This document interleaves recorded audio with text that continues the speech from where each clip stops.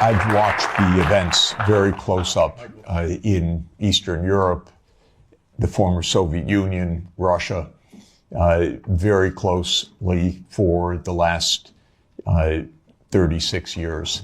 I was an advisor to the Polish government in 1989, to President Gorbachev in 1990 and 91, to President Yeltsin in 1991 to 1993, to President Kuchma of Ukraine in 1993-94.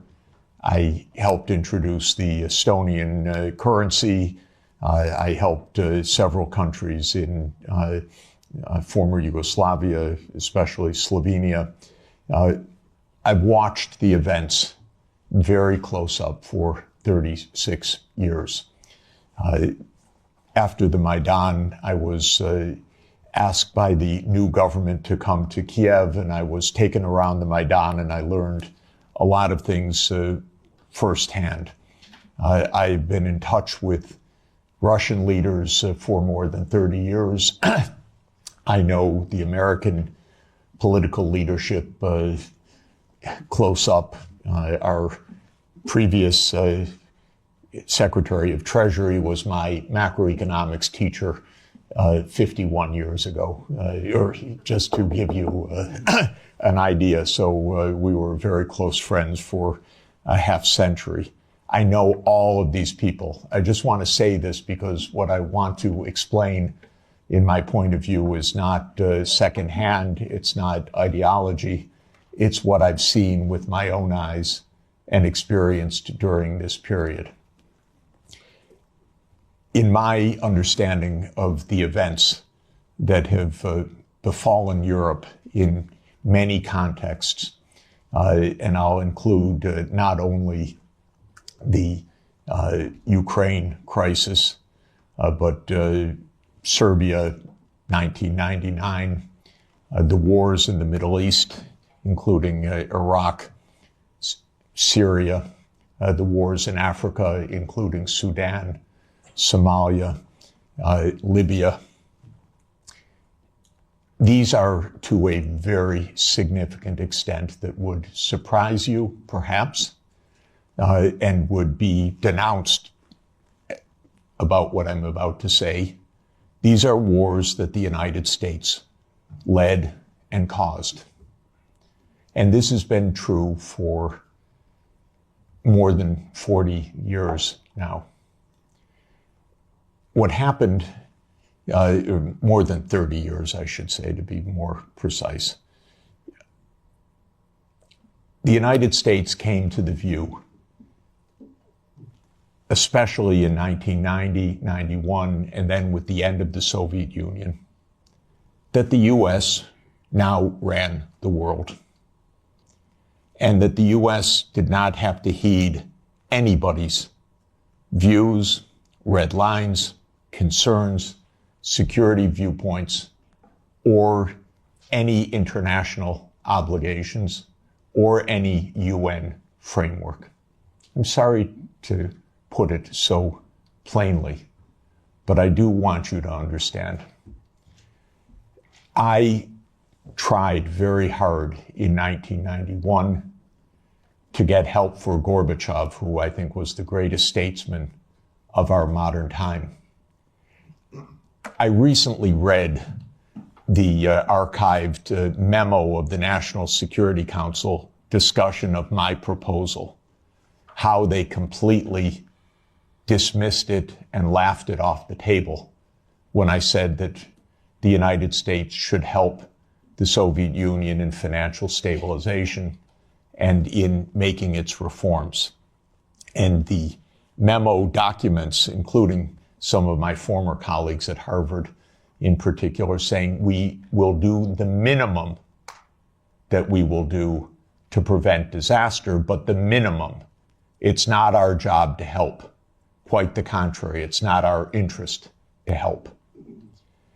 When the Soviet Union ended in 1991, the view became even more exaggerated. And I can name chapter and verse, but the view was we run the show.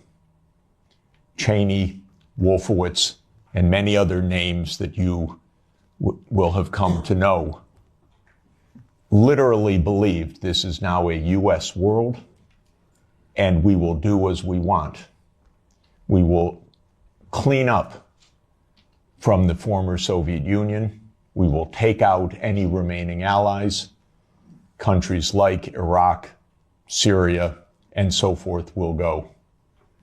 And we've been experiencing this foreign policy for now essentially 33 years. Europe has paid a heavy price for this because Europe has not had any foreign policy during this period that I can figure out. No voice, no unity, no clarity, no European interests, only American loyalty. There were moments where there were disagreements, and very, I think, wonderful disagreements, especially in the last time of significance was 2003 in the Iraq War, when France and Germany said, we don't support the United States going around the UN Security Council for this war. That war, by the way, was directly concocted by Netanyahu and his colleagues in the U.S. Pentagon. I'm not saying that it was a link or mutuality. I'm saying it was a direct war. That was a war carried out for Israel. It was a war that Paul Wolfowitz and Douglas Feith coordinated with Netanyahu. And that was the last time that Europe had a voice. And I spoke with European leaders then, and they were very clear, and it was quite wonderful. Europe lost its voice entirely after that, but especially in 2008. Now, what happened after 1991 to get to 2008 is that the United States decided that unipolarity meant that NATO would enlarge somewhere from Brussels to Vladivostok, step by step. There would be no end to eastward enlargement of NATO. This would be the U.S. unipolar world. If you play the game of Risk as a child, like I did, this is the U.S. idea, to have the peace on every part of the board. Any place without a U.S. military base is an enemy, basically. Neutrality is a dirty word in the U.S. political lexicon. Perhaps the dirtiest word. At least if you're an enemy, we know you're an enemy. If you are neutral, you're subversive. Because then you're really against us, because you're not telling us. You're pretending to be neutral. So this was the mindset, and the decision was taken formally in 1994, when President Clinton signed off on NATO enlargement to the east.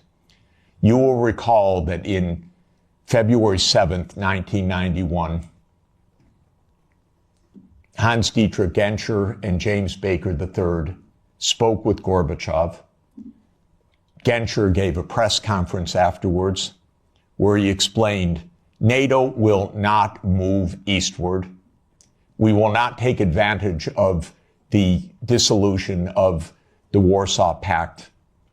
And understand that was in a juridical context, not a casual context. This was the end of World War II being negotiated for German reunification. And an agreement was made that NATO will not move 1 inch eastward. And it was explicit, and it is in countless documents. And just look up National Security Archive of George Washington University, and you can get dozens of documents. It's a website called What Gorbachev Heard About NATO. Take a look, because everything you're told by the U.S. is a lie about this. But the archives are perfectly clear. So the decision was taken in 1994 to expand NATO all the way to Ukraine. This is a project. This is not one administration or another. This is a U.S. government project that started more than 30 years ago.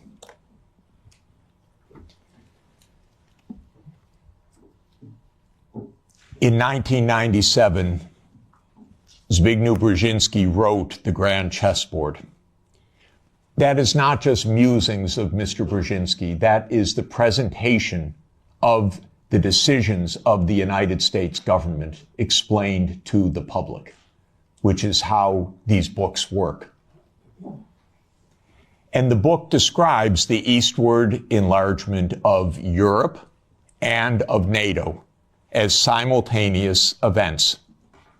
And there's a good chapter in that book that says, what will Russia do as Europe and NATO expand eastward? And I knew Zbigniew Brzezinski personally. He was very nice to me.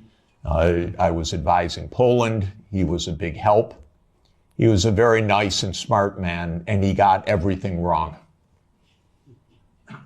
So in 1997, he wrote in detail why Russia could do nothing but accede to the eastward expansion of NATO and Europe.